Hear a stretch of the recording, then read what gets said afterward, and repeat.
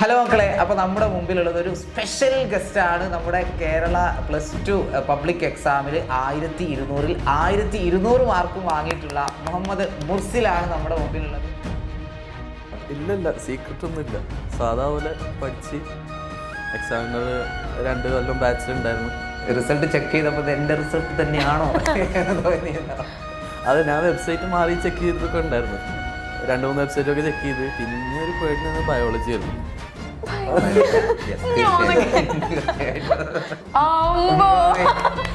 അപ്പൊ നമ്മളൊരു ഇന്റർനാഷണൽ ടോപ്പറെയാണ് കേട്ടോ നമ്മളിപ്പോ ഇന്റർവ്യൂ ചെയ്തോണ്ടിരിക്കുന്നത്. അപ്പൊ ഇത് എക്സ്ക്ലൂസീവ് ആണ്. +1 ഇനി കടക്കാൻ പോകുന്ന ഒരുപാട് കുട്ടികളുണ്ട്. അവരൊക്കെ ഈ ഒരു മാറിയ പാറ്റേൺ, അതുപോലെ സിലബസ്, എക്സാം ടഫ് ആവുക, പിന്നെ ഈ റിസൾട്ട് വന്ന സമയത്ത് കഴിഞ്ഞ വർഷം 100 ചില്ലറ കുട്ടികൾക്ക് ഫുൾ മാർക്ക് ഉണ്ടായിരുന്ന സമയത്ത് ഇപ്പോൾ ഒരു 44 കുട്ടികൾക്ക് കുറഞ്ഞിട്ടുണ്ട്.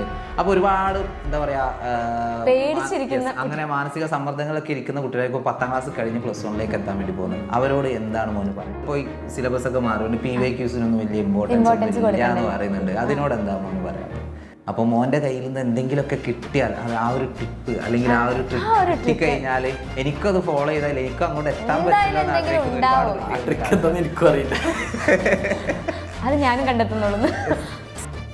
ഹലോ മക്കളെ, അപ്പോൾ നമ്മുടെ മുമ്പിലുള്ളത് ഒരു സ്പെഷ്യൽ ഗസ്റ്റാണ്. നമ്മുടെ കേരള +2 പബ്ലിക് എക്സാമിൽ 1200 മാർക്കും വാങ്ങിയിട്ടുള്ള മുഹമ്മദ് മുർസിലാണ് നമ്മുടെ മുമ്പിലുള്ളത്. അപ്പോൾ ആദ്യം തന്നെ ഒരു വലിയ കൺഗ്രാജുലേഷൻസ്. യെസ്. അപ്പോൾ ആദ്യം തന്നെ ചോദിക്കാനുള്ളൂ, മക്കൾക്ക് എല്ലാവർക്കും അറിയാൻ ആഗ്രഹം ഉണ്ടാവും, എങ്ങനെയാണ് ഈ 1200 നേടിയത് എന്നുള്ളത്. അതിനല്ല എന്താ പറയാ, ഒരു സീക്രട്ട് അങ്ങനെ എന്തെങ്കിലും ഉണ്ടോ? ഇല്ല സീക്രട്ട് ഒന്നുമില്ല. സാധാ പോലെ പഠിച്ച് എക്സാമിനർ 2 കൊല്ലം ബാച്ചിലുണ്ടായിരുന്നു.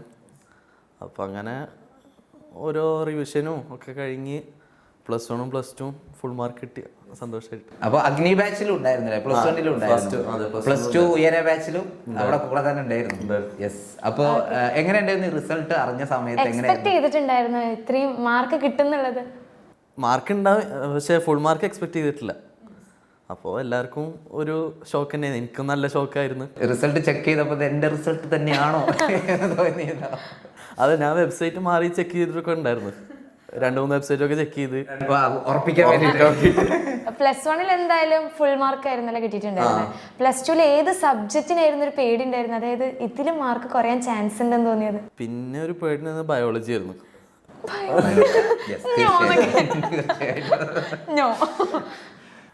അതൊരു എക്സാം കുറച്ച് ഒരു ഹാർഡായതുകൊണ്ട് ഒരു ചെറിയ പേടി ഉണ്ടായിരുന്നു. സാധാരണ ഫിസിക്സ് പക്ഷെ ഫിസിക്സ് മാത്സ് അങ്ങനെ അത്രയായിട്ട് തോന്നിയില്ല. അല്ല, ഈ കൊല്ലത്ത് നമ്മുടെ ഒരു ക്വസ്റ്റ്യൻ പാറ്റേണിലൊക്കെ നല്ല മാറ്റങ്ങളല്ലേ ഉണ്ടായത്? അപ്പൊ മോൻ അതൊന്നും ഒരു പ്രശ്നമായിട്ടുണ്ടായിരുന്നില്ല? പ്രശ്നമായിട്ടില്ലെന്ന് വെച്ചാൽ ക്വസ്റ്റ്യൻസ് ഒക്കെ മാറി അതിൻ്റെ ഒരു ടെൻഷൻ ഉണ്ടായിരുന്നു.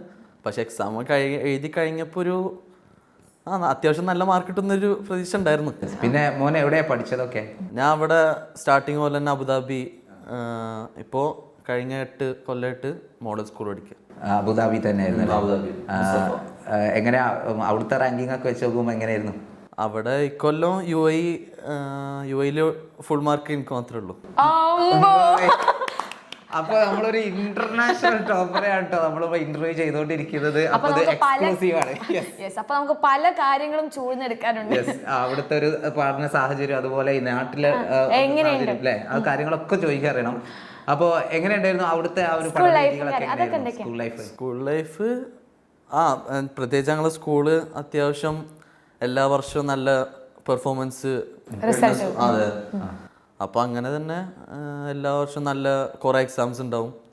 Monthly exam, half yearly, first term. പിന്നെ എക്സാമിനോട് അടുക്കുമ്പോഴും റിവിഷൻ ടെസ്റ്റ് ഉണ്ടാവും, മോഡൽ എക്സാം. അപ്പോൾ അതിലിങ്ങനെ പഠിച്ച് അവസാനം സ്കൂളിൽ നിന്ന് നല്ല സപ്പോർട്ട് ഉണ്ടായിരുന്നു ടീച്ചേഴ്സ്. എക്സാമിനറിലേക്ക് എങ്ങനെ എത്തുന്നത്? എക്സാമിനർ ഞാൻ ശരിക്ക് 10ാം ക്ലാസ്സിൽ തുടങ്ങിയതാണ്. അത് യൂട്യൂബ് ക്ലാസ് മാത്രമേ കാണുള്ളൂ. എന്നിട്ട് പിന്നെ +1 ചിലപ്പോൾ ടഫ് ആയാലോ വിചാരിച്ചിട്ട് ഇതിൽ ബാച്ചിൽ ജോയിൻ ചെയ്ത്.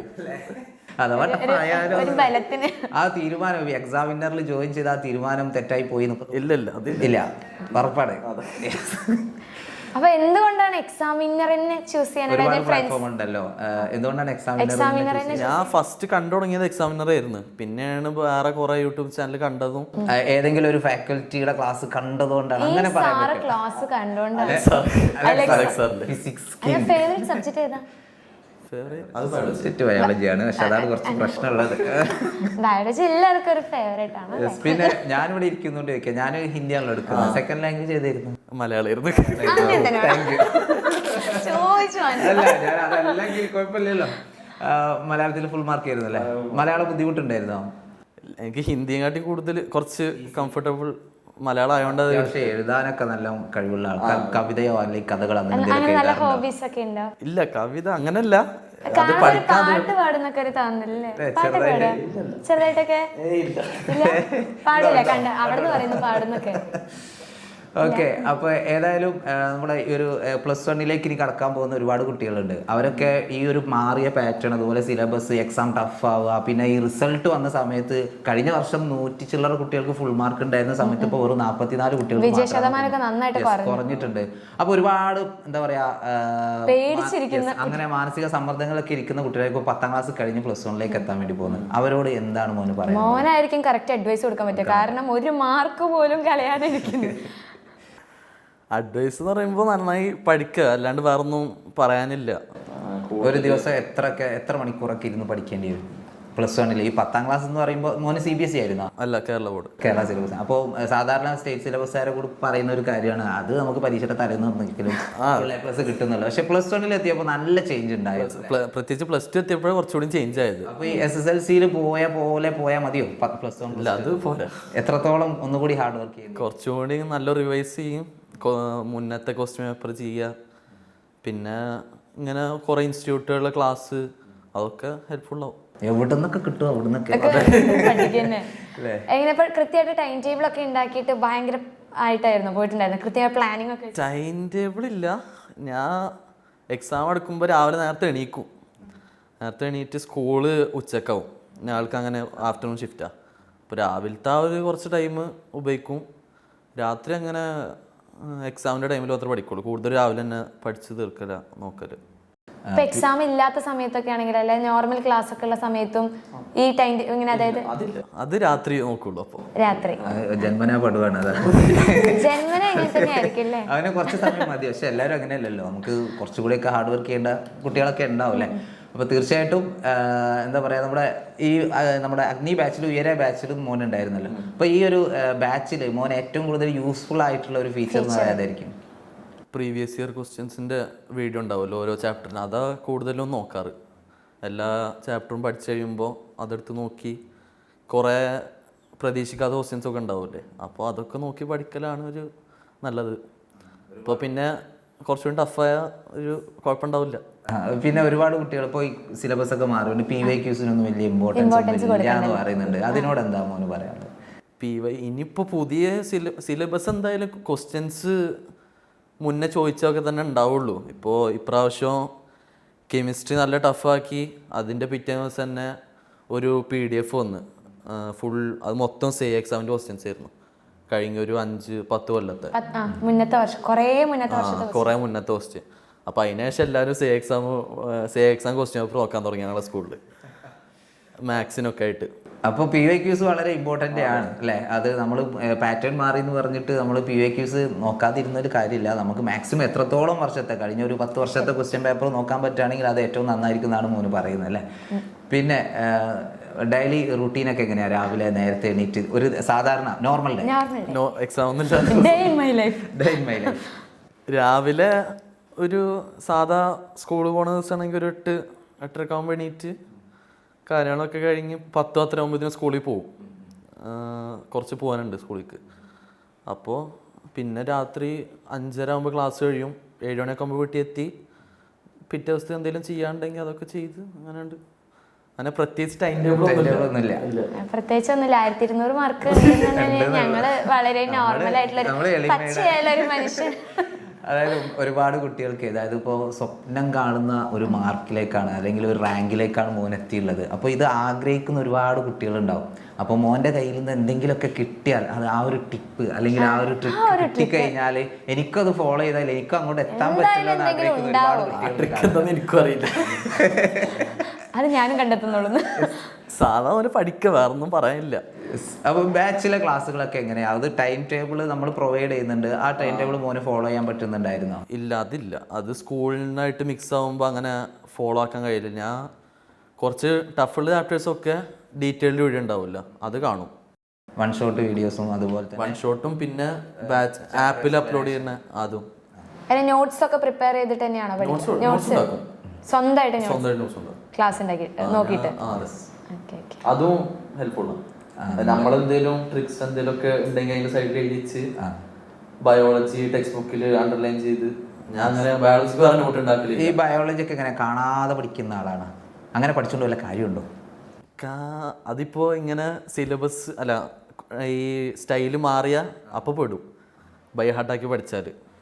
നമ്മൾ എങ്ങനെയാണ് അപ്പോൾ അത് പഠിക്കേണ്ടത്? ബയോളജി ഒക്കെ എങ്ങനെയാണ്? ബയോളജി എങ്ങനെ ഇപ്പോൾ ഒരു SLC കഴിഞ്ഞിട്ടുള്ള കുട്ടികൾക്കാണെങ്കിൽ നമ്മൾ SLC ആകുമ്പോൾ ഭയങ്കര സിമ്പിൾ ആയിട്ട് ഇത്ര പോകുന്ന ടെക്സ്റ്റ് ബുക്ക് ആയിരുന്നല്ലോ. +1 എത്തിയപ്പോൾ നന്നായിട്ട് മാറി, കുറേ ചാപ്റ്റേഴ്സ് ഒക്കെ ആയി, കുറേ ടേംസ് ടെക്സ്റ്റ് ബുക്ക് പിക്ചേഴ്സ് തന്നെ പറഞ്ഞു അല്ലേ. അപ്പോൾ എങ്ങനെയാ മോന് ബയോളജി ഒക്കെ ഞാൻ ഫുൾ മാർക്കിലോട്ട് എത്തിയത്? ബയോളജി ഞാൻ പറഞ്ഞില്ലേ, അത് പഠിച്ചു പോകുമ്പോൾ തന്നെ അണ്ടർലൈൻ ചെയ്ത് സൈഡിൽ എന്തെങ്കിലും നോട്ട് ഉണ്ടെങ്കിൽ അത് എഴുതി വെച്ച്, ഞാൻ വേറെ നോട്ട് ഉണ്ടാക്കലില്ല, ടെക്സ്റ്റ് ബുക്കിൽ തന്നെ എഴുതി വെച്ച്. പിന്നെ ശരിക്കും അത് ഫുള്ള് വായിക്കണം, എക്സാമിൻ്റെ മുന്നേ എല്ലാ ലെസനും വായിച്ചിരിക്കണം.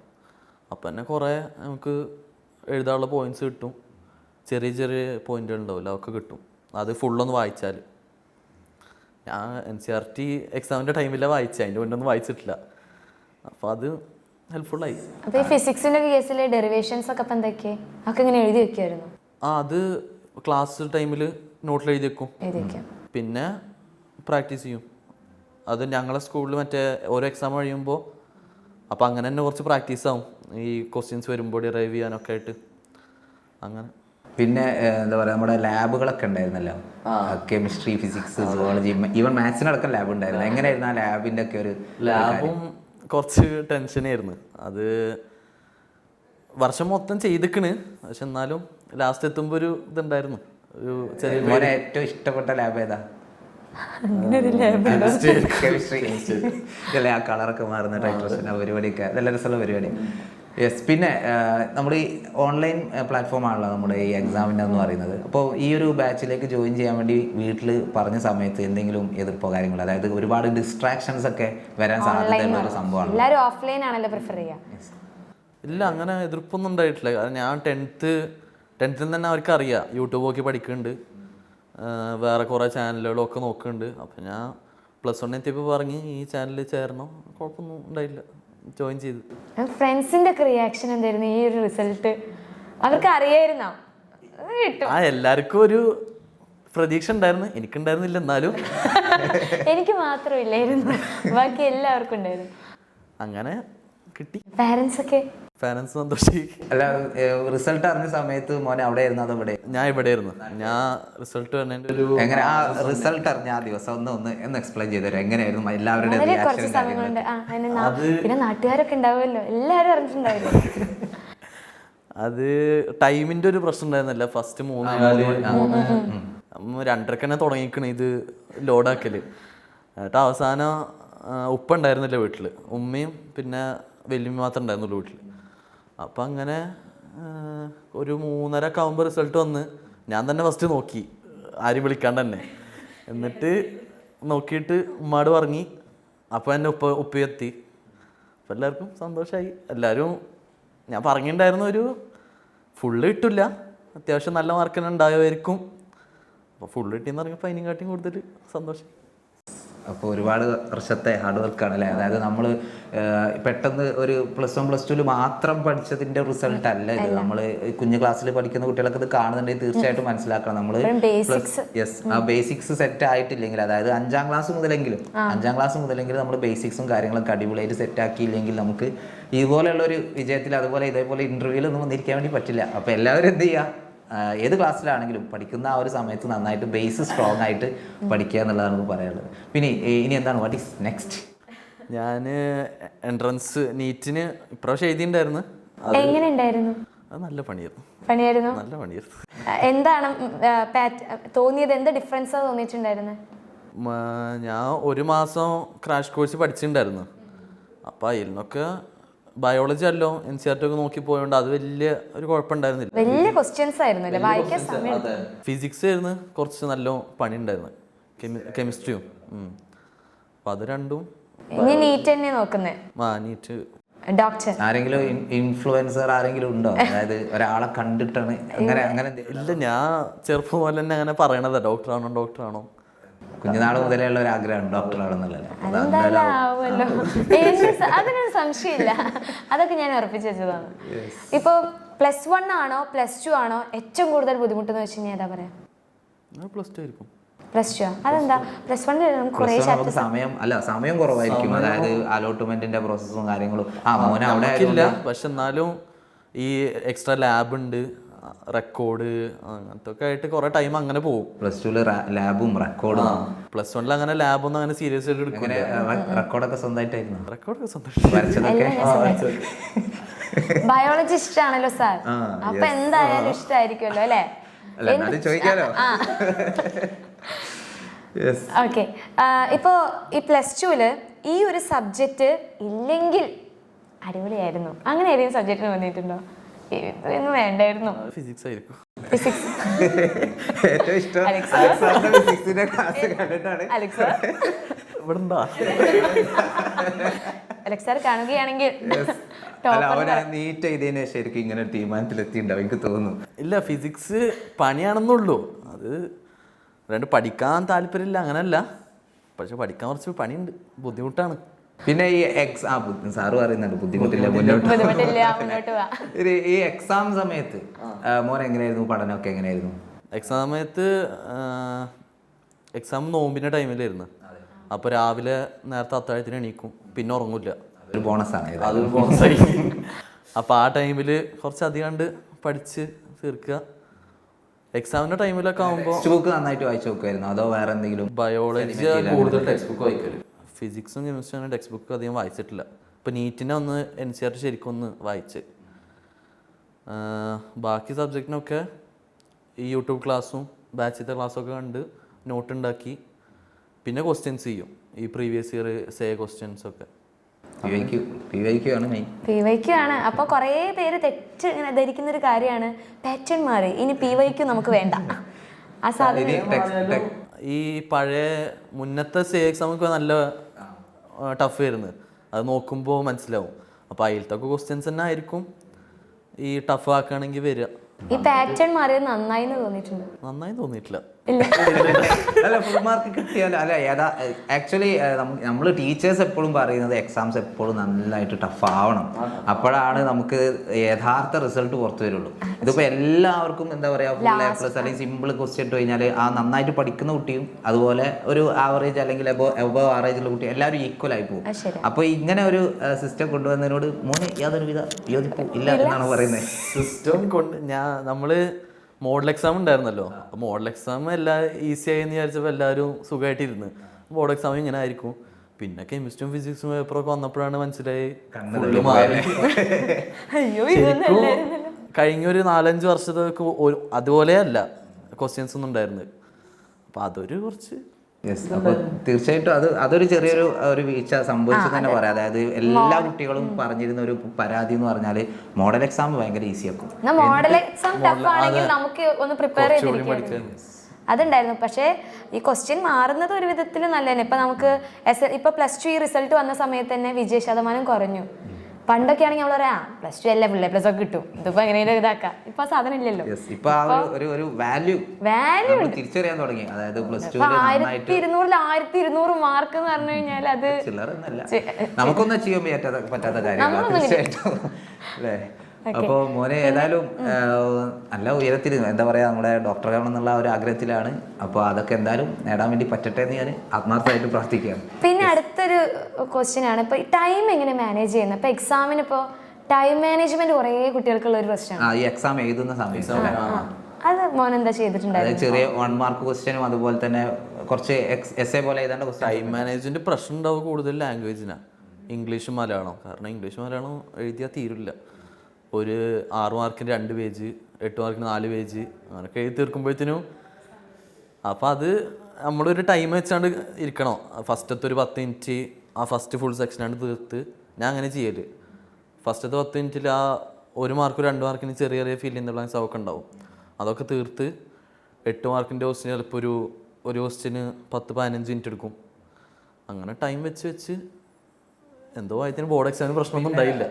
ഓർ ക്വസ്റ്റ്യൻസ് ഉണ്ടാവാറില്ല നമുക്ക്, അതൊക്കെ അറ്റൻഡ് ചെയ്യാറുണ്ട്. എല്ലാ ക്വസ്റ്റ്യൻസ് എഴുതിയിരുന്നിട്ട് ഇല്ല, ആവശ്യമുള്ളത് അല്ലേ. നമ്മള് സാധാരണ ടിപ്പ് പറഞ്ഞു കൊടുക്കുന്നതൊക്കെ, അതായത് എല്ലാ ക്വസ്റ്റ്യൻസും അറ്റൻഡ് ചെയ്യാം, ഫുൾ മാർക്ക് കിട്ടുന്നത് എന്ത് ചെയ്യാണ്ട് പരിഗണിച്ചു. പക്ഷെ ഇപ്രാവശ്യം ഫസ്റ്റത്തെ എഴുതിയ മാത്രം ഇവാലുവേറ്റ് ചെയ്യുന്നുള്ളൂ കേട്ട്. അതുകൊണ്ട് മോനെ വെറുതെ സമയം കളഞ്ഞില്ലല്ലേ? അല്ല, ഞാൻ +1 അങ്ങനെ ചെയ്യലില്ല. അല്ല, ഇപ്രാവശ്യം അങ്ങനെ കേട്ട്. എനിക്ക് പിന്നെ എല്ലാം അറിയാലോ, ഞാനതൊക്കെ എഴുതല്ലോ. പിന്നെ എന്തിനാ എനിക്ക് ബാക്കി ഓവറിന്റെ ആവശ്യമൊന്നുമില്ല. ഓക്കെ, അപ്പോൾ ഇതുപോലൊക്കെ ടൈം മാനേജ് ചെയ്ത് കഴിഞ്ഞാൽ നിങ്ങൾക്കും നല്ല മാർക്കിലോട്ട് എത്താം എന്നാണ് പറയുന്നത്. യെസ്. ഇനി ഇപ്പോൾ ഈ സാധാരണ ഇപ്പോൾ SLC കഴിഞ്ഞിട്ടുള്ള കുട്ടികളുടെ കേസ് ആണെങ്കിൽ ബയോസയൻസ് എന്ന് പറഞ്ഞൊരു ഭീകരനാണ്. സാധാരണ ഇപ്പോൾ നമ്മളിങ്ങനെ ബയോസയൻസ് എടുക്കണോ, ഇപ്പോൾ SLC ഫുൾ A+ ഉണ്ടാവും, പക്ഷെ എന്നിരുന്നാലും ബയോസയൻസിനെ പേടിച്ചിരിക്കുന്ന കുട്ടികളുണ്ടാവും. അവരോട് എന്താ പറയാനുള്ളത്? ബയോസയൻസ് എന്ന് പറയുമ്പോൾ അത്രക്കും താല്പര്യം ഉണ്ടെങ്കിൽ എടുത്താൽ മതി. അല്ലെങ്കിൽ പിന്നെ വെറുതെ പഠിക്കാൻ പറ്റാത്ത അല്ലെങ്കിൽ ഇഷ്ടമല്ലാത്ത എടുത്തിട്ട് വലിയ കാര്യമൊന്നുമില്ല. മോനെ അങ്ങനെ ക്ലാസ്സിലെ പേരൊന്നും പറയണം, അങ്ങനെ ആരെങ്കിലും ഉണ്ടോ, അനുഭവം ഉണ്ടോ? ഇല്ല, ഇതുവരെ പഠിച്ചവർക്കൊക്കെ അത്യാവശ്യം ഇൻട്രസ്റ്റ് ഒക്കെ ഉള്ളവർ തന്നെയാണ്. എല്ലാവർക്കും ഇപ്പോൾ അത്യാവശ്യം നല്ല മാർക്കും ഉണ്ട് എല്ലാവർക്കും ഞങ്ങളുടെ സ്കൂളിൽ. അപ്പോൾ അതൊക്കെ അവസാനം ഭംഗിയായി. ഈ സക്സസിന്റെ പിറകിൽ ഇപ്പൊ ഫാമിലിയുടെയും ഫ്രണ്ട്സിന്റെ ഒക്കെ സപ്പോർട്ട് എത്രത്തോളം ഉണ്ടായിരുന്നു? നല്ലോണ്ട്. പ്രത്യേകിച്ച് ഞങ്ങളുടെ സ്കൂളിൽ ഫുൾ കുറേ ടീച്ചർമാരുണ്ട്. എന്നെ ചെറിയ ക്ലാസ് പോലെ തന്നെ പഠിപ്പിച്ച് ഇപ്പോഴും അവിടെ ഉണ്ട്. അപ്പോൾ അവർക്കൊക്കെ നല്ല പ്രതീക്ഷ ഉണ്ട് എനിക്ക് ഫുൾ മാർക്ക് കിട്ടുന്നത്. അവരുടെ പേര് വേണമെങ്കിൽ പറയാം. ക്ലാസ് ടീച്ചർ ലിൻഡോ ടീച്ചർ ഉണ്ടായിരുന്നു. ലിൻഡോ ടീച്ചർ ബയോളജി സാറ്, സെക്യൂർ സാറ്, പിന്നെ പഴയൊരു 10ാം ക്ലാസ് പഠിച്ച ഒരു സ്വപ്ന ടീച്ചറുണ്ട്. ഇവരൊക്കെ നല്ല സപ്പോർട്ടാണ്. ഇംഗ്ലീഷ് സാർ, റസൽ സാറ്, ഇവരൊക്കെ 7-8 ആ ക്ലാസ് പോലെ തന്നെ അത്യാവശ്യം സപ്പോർട്ട് ചെയ്ത് ഒരു മെന്റർഷിപ്പ് അല്ലേ? അതെ. ആ ഒരു പ്രോഗ്രാം. വീട്ടിൽ ഏറ്റവും കൂടുതൽ എന്താ പറയാ അടിപിടിയുള്ള ആരെങ്കിലും ഉണ്ടോ? അനിയന്മാർ, അനിയത്തിമാരാ? ഇല്ല, ഞാൻ ഏറ്റവും താഴെയുള്ളത് 2 ഇക്കമാരല്ലേ? അവരൊക്കെ എങ്ങനെയാ? ഭയങ്കര സപ്പോർട്ടായിരുന്നു. ലാസ്റ്റ് കുട്ടിയല്ലേ ചുറ്റൊരു അവർക്കൊക്കെ നല്ല സന്തോഷമായിട്ടുണ്ടായിരിക്കും അല്ലേ? ഗിഫ്റ്റ് എല്ലാം കിട്ടിയോ? പറഞ്ഞോളൂ, എല്ലാവരും കേൾക്കുന്നുണ്ടല്ലോ, പറഞ്ഞോളൂ. കിട്ടുമായിരിക്കും. ഇനിയിപ്പോ വേണമെങ്കിൽ പറഞ്ഞോട്ടോ, അഥവാ കിട്ടിയില്ലെങ്കിൽ. ഞാനിതായിരുന്നു ആഗ്രഹിച്ചത്, ചിലപ്പോ കിട്ടുമായിരിക്കും. അത് ആഗ്രഹം എന്തെങ്കിലും പറഞ്ഞോ? എന്തായാലും അവർ കേൾക്കല്ലേ, ഞാൻ മുന്നേ പറഞ്ഞിട്ടുണ്ടല്ലോ, അത് മതി. ഇനി നെക്സ്റ്റ് ചോദ്യം. അതായത് നമുക്കിപ്പോൾ ബാച്ചിലെ കാര്യങ്ങൾ കൂടുതൽ നമുക്ക് കുട്ടികൾക്കൊക്കെ അറിയുന്നുണ്ട്. അതായത് ഈ ബാച്ചിൽ ജോയിൻ ചെയ്ത് കഴിഞ്ഞാൽ ഇത് വർത്ത് ആണോ, അല്ലെങ്കിൽ ഇത് ജോയിൻ വെറുതെ ആയി പോകുമെന്നുള്ള സംശയത്തോടു കൂടി, അല്ലെങ്കിൽ നേരത്തെ പഠിച്ചു തുടങ്ങണോ? നമ്മൾ ബാച്ചിലേക്കുള്ള അഡ്മിഷനും കാര്യങ്ങളൊക്കെ ഓൾറെഡി സ്റ്റാർട്ട് ചെയ്തിട്ടുണ്ട്. നേരത്തെ പഠിച്ചു തുടങ്ങണോ, ഇപ്പോൾ തന്നെ ജോയിൻ ചെയ്യണോ, അങ്ങനെയൊക്കെ സംശയിച്ചിരിക്കുന്ന കുട്ടികളുണ്ടാവും. ഈ ബാച്ചിനെ കുറിച്ച് മോൻ്റെ എന്താ പറയുക ഹൃദയത്തിൽ നിന്നുള്ള അഭിപ്രായം അതാണ്. ബാച്ച് ഇപ്പോൾ യൂട്യൂബിലാണെങ്കിൽ 1 ഷോട്ട് എന്ന് പറയുമ്പോൾ ഓരോ ചാപ്റ്ററും ഇപ്പോൾ 2-2.5-3 മണിക്കൂർ. ചില ചാപ്റ്ററൊക്കെ അതിനെക്കാട്ടിയും വലുത് ഭയങ്കര കോംപ്ലിക്കേറ്റഡ് ആയതൊക്കെ ബാച്ചിൽ ഡീറ്റെയിൽഡ് വീഡിയോ കണ്ടാൽ മനസ്സിലാവും. അപ്പോൾ അതിന് കുറച്ച് ടൈം മാറ്റി വെച്ചാൽ നല്ലത്. പിന്നെ ഈ പ്രീവിയസ് ഇയർ ക്വസ്റ്റ്യൻസിൻ്റെ അത് മാത്രമായിട്ട് ചെയ്യണ വീഡിയോ ഉണ്ടാവും. അപ്പോൾ അതൊക്കെ ഉപയോഗിച്ചാൽ നല്ലതാവും. അല്ലെങ്കിൽ പിന്നെ യൂട്യൂബ് പഠിച്ചാൽ കുഴപ്പമൊന്നുമില്ല. ഇപ്പോൾ അഥവാ ഇങ്ങനെ എക്സാം ടഫ് ആവുകയാണെങ്കിൽ ഈ ഡീറ്റെയിൽഡ് ക്ലാസ്സിൽ നിന്നൊക്കെ അതിൽ വരും. അങ്ങനെ അതാവും നല്ലത്. പക്ഷേ യൂട്യൂബ് നോക്കി പഠിച്ചാൽ ഞാൻ കുറേയൊക്കെ യൂട്യൂബ് നോക്കി പഠിച്ചിട്ടുണ്ട്. ബാച്ച് എന്ന് പറയുമ്പോൾ ഈ പ്രീവിയസ് ഇയറിന് കൂടുതൽ ഉപയോഗിച്ചിട്ടുള്ളത്. അപ്പോൾ യൂട്യൂബിനേക്കാളും ഒന്നുകൂടെ അഡ്വാൻറ്റേജ് ഉള്ള ബാച്ചിൽ എന്ന് പറഞ്ഞാൽ ഈ PYQ അതുപോലെ തന്നെ ഡീറ്റെയിൽഡ് കുറച്ചധികം ലെങ്തി ആയിട്ടുള്ള വീഡിയോസ്, അതായത് എല്ലാ ഈച്ച് ആൻഡ് എവറി കോർണർ നമ്മൾ പഠിക്കുന്നത്. അത് യൂട്യൂബിലാകുമ്പോൾ നമുക്ക് ലിമിറ്റേഷൻസ് ഉണ്ട്, അതായത് ഇത്ര മണിക്കൂർ കൊണ്ട് ഇമ്പോർട്ടൻ്റ് ആയിട്ടുള്ള കാര്യങ്ങൾ മാത്രമേ നമുക്ക് പറഞ്ഞുതരാൻ വേണ്ടി. പിന്നെ യൂട്യൂബിലെ ലാസ്റ്റുള്ള മാരത്തോൺ അതൊക്കെ അത് പിന്നെ അബ്സല്യൂട്ട്ലി നമ്മുടെ കുട്ടികൾക്ക് ഉണ്ട്. പക്ഷെ ആ ഒരു സമയം കൊണ്ട് അത് പറ്റുമെന്നുള്ള അല്ലെ എനിക്ക് പലപ്പോഴും തോന്നിയിട്ടുണ്ട്. അതായത് നമ്മുടെ എക്സാമിന്റെ തലേ ദിവസം നമ്മൾ ലെങ്തി ആയിട്ടുള്ള മാരത്തോൺ ഒക്കെ വെച്ച് കഴിഞ്ഞാൽ അത് കുട്ടികൾക്ക് എത്രത്തോളം തലയിൽ കയറും എന്നുള്ളത് നമ്മളത് കൊടുക്കുകയാണ്. അതായത് ബാച്ചിൽ ജോയിൻ ചെയ്യാത്ത കുട്ടികളുണ്ടെങ്കിൽ ആ കിട്ടുകയാണെങ്കിൽ കിട്ടട്ടെ എന്ന് വിചാരിച്ചിട്ട് അത് എത്രത്തോളം അത് യൂസ്ഫുൾ ആണ്. കാരണം ലേറ്റസ്റ്റ് ആയിട്ടാണ് പഠിക്കണല്ലേ, അപ്പോൾ അത് പിറ്റേ ദിവസം കൊണ്ട് ഓർമ്മ ഉണ്ടാവും. പിന്നെ കുറെ ക്വസ്റ്റ്യൻസും ഉണ്ടാവുമല്ലോ മാരത്തോണിൽ. അതെ. അപ്പോൾ അതൊക്കെ ഇപ്പൊ ഈ തലേ ദിവസം എങ്ങനെ പഠിക്കാറ്? ഇപ്പൊ ലൈക്ക് മോൻ എന്തായാലും റിവൈസ് ഒക്കെ ചെയ്തിട്ടുണ്ടായിരിക്കുമല്ലോ. ഇപ്പോൾ പിറ്റേ ദിവസം ഫിസിക്സ് എക്സാം എന്ന് വിചാരിക്കുക. അപ്പൊ മോൻ എന്താ ചെയ്യുക? മെയിൻ ടോപ്പിക്സ് മാത്രം കവർ ചെയ്തിട്ടാണ് അതോ ഫുള്ളായിട്ടെല്ലാം ഇരുന്ന് റിവൈസ് ചെയ്യാൻ നോക്കും? ഫുള്ളായിട്ടല്ല, കുറച്ച് ഓർമ്മയില്ലാത്ത കുറേ ഭാഗങ്ങളുണ്ടാവില്ല, അതാവും തലേ ദിവസം നോക്കുക. പിന്നെ രാവിലെ എക്സാം ഉള്ള ദിവസം ഞാൻ അത്യാവശ്യം നേരത്തെ എണീക്കും. അപ്പോൾ ഒന്നുകൂടി എല്ലാം ഒന്ന് ഓടിച്ചു പോവും, നോട്ട്സൊക്കെ ഒന്ന് ജസ്റ്റ്. പിന്നെ നമുക്ക് ഇപ്പൊ നീറ്റിന് വേണ്ടിയിട്ടാണല്ലോ പ്രിപ്പയർ ചെയ്യുന്നത്. അപ്പോൾ കുറേ പേര് ഇപ്പോൾ +1 +2 ഒരുമിച്ച് നീറ്റിനും കൂടി പ്രിപ്പയർ ചെയ്യുന്ന കുറേ കുട്ടികളുണ്ട്. എങ്ങനെ ഇതൊക്കെ എല്ലാം കൂടി ഓൾറെഡി +1 ടഫാ പറയുന്നത്, +2 ഇങ്ങനെയാണ്, എങ്ങനെ എല്ലാം കൂടി നോക്കുന്നത്? അത് എനിക്കും മാനേജ് ചെയ്യാൻ പറ്റിയിട്ടൊന്നുമില്ല. ഞാൻ രണ്ടിലും നീറ്റ് ബാച്ച് എടുത്തത്, +1 +2. പക്ഷേ അത്ര കാണാനൊന്നും പറ്റിയിട്ടില്ല. സ്കൂളിലത്തെ പണികളും അതൊക്കെ ആയിട്ട് പറ്റുന്നവരുണ്ടാവും. അപ്പോൾ ചെയ്യണമെങ്കിൽ 1 വർഷം ലാഭിക്കാം നമുക്ക് ഈ ഡ്രോപ്പ് ഇയർ പോവാണ്ട്. അപ്പോൾ അത് അത്രക്കും എഫക്റ്റീവായിട്ട് പഠിക്കാൻ പറ്റുമെങ്കിൽ അത് നല്ലതാണ്. ഇപ്പോൾ ഒരു നീറ്റിന് വേണ്ടി പ്രിപ്പയർ ചെയ്യുന്ന സമയത്ത് ഈ എല്ലാ NCERTയും കംപ്ലീറ്റ് ആയിട്ട് വായിക്കണം എന്നുള്ളത് കമ്പൽസറി ആണ്? നീറ്റിന് വേണം. ഇപ്പോൾ ബയോളജി പോട്ടെ, ബാക്കിയുള്ള ഫിസിക്സ് ആയാലും കെമിസ്ട്രി ആയാലും. ഫിസിക്സിൻ്റെ കാര്യം NCERT വായിച്ചാൽ എനിക്കങ്ങനെ മനസ്സിലാവില്ല. കാരണം full complicated, full diagram table അതൊക്കെ ആയിട്ട് ഞാൻ അങ്ങനെ ഫിസിക്സ് NCERT നോക്കിയിട്ടില്ല നീറ്റിന് പഠിക്കുമ്പോൾ. കെമിസ്ട്രി വായിക്കലുണ്ട്, റിയാക്ഷൻസൊക്കെ അതിൽ ഓരോ സെപ്പറേറ്റ് ആയിട്ട് ഉണ്ടാവും. അപ്പോൾ അത് നല്ലതാണ്, ബയോളജിയും കെമിസ്ട്രിയും. ഫിസിക്സ് NCERT വേണം, പക്ഷെ വേറെ വല്ല ഗൈഡോ അങ്ങനത്തൊക്കെ ഉണ്ടെങ്കിൽ അതും നല്ലതാവും. മോനെ നമ്മുടെ ഗൈഡ് കിട്ടിയിരുന്നോ? അത് മോനെ എത്രത്തോളം ഹെൽപ്ഫുൾ ആയിട്ടുണ്ട്? ഈ നീറ്റ് 1 മാസം പഠിക്കുമ്പോൾ ഓരോ ചാപ്റ്റർ കഴിഞ്ഞിട്ട് അതിലത്തെ ക്വസ്റ്റ്യൻസ് ചെയ്ത് നോക്കലുണ്ട്. അപ്പോൾ അതും യൂസ്ഫുൾ ആയിട്ടുണ്ടായിരുന്നു. ഇനി അപ്പോൾ ഇനി ഇപ്പോൾ +2 പഠിച്ചുകൊണ്ടിരിക്കുന്ന മക്കളുണ്ടായിരിക്കും, +1 ജോയിൻ ചെയ്യാൻ പോകുന്ന മക്കളുണ്ടായിരിക്കും. ഇപ്പോൾ നമ്മളായി കഴിഞ്ഞാൽ ആ ഒരു സമയത്ത് നമ്മൾ ആഗ്രഹിക്കുന്നത് 1200 മാർക്ക് തന്നെയാണ്. എല്ലാവർക്കും ആഗ്രഹം ഉണ്ടാവും, എത്രത്തോളം വർക്ക് ചെയ്യുന്നു എന്നുള്ളതിലാണല്ലോ കാര്യം. അപ്പോൾ ഇനി 10th +1 എത്തിയവരും +1 +2 എത്തിയവരൊക്കെ ഉണ്ട് അല്ലേ? അപ്പോൾ അങ്ങനെയുള്ള കുട്ടികളോട് മോന് അവസാനമായിട്ട് എന്താണ് പറയാനുള്ളത്? ഇതൊക്കെ ചെയ്ത് കഴിഞ്ഞാൽ കേസിലാവും. അത് അവസാനം നമ്മൾ വൈൻഡപ്പ് ചെയ്യാൻ വേണ്ടി പോകും. ആ സമയത്ത് എന്താണ് പറയുന്നത്? ഈ മനസ്സ് തുറന്നിട്ട് പറയാം. നല്ല പഠിക്കാൻ തന്നെ ശരിക്കും പറയാനുള്ളൂ. അത് നമ്മൾ എത്രത്തോളം വർക്ക് ചെയ്ത് അതിനനുസരിച്ചുള്ള കിട്ടും, എന്തായാലും കിട്ടും.